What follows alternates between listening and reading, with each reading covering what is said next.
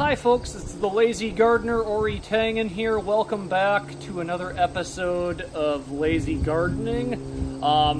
As you can see, it's 3 months later now from our first video. So that video was taken in probably the middle of June, and it is now September 21st here in central Minnesota.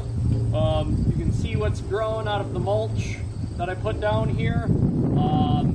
As you can see, some things did very well. And on the other hand, there were a few things that didn't do so well that I will look to improve on next year.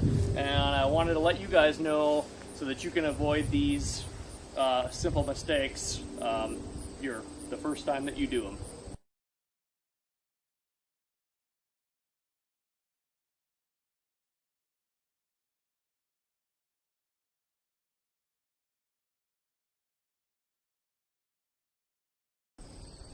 Alright, ladies and gentlemen, I still am collecting mulch for the years to come. People still bring me their grass clippings, and I accept them, as I'm just going to continue to apply more and more mulch whenever I can get it and whenever I can collect it, to just continue adding organic nutrients to the decomposing soil. So, yeah, just a tip is just keep adding wherever you can get it, raking leaves, having people bring you their grass clippings, going to compost and collection points and gathering it yourself whenever you have time can be very beneficial. This stuff is here and can be ready to be spread on either this fall or next spring if I choose to wait on it.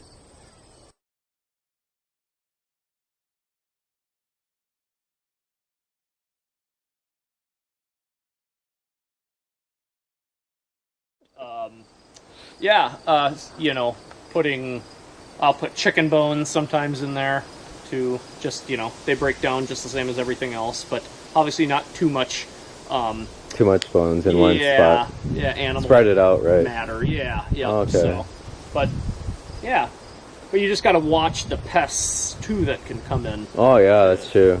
To your compost area, you could be introducing something that's might not be good for if you have smaller pets like chickens or, indoor, outdoor pets like dogs and cats. Yeah, you might get skunks or raccoons to come in, which may be unpleasant.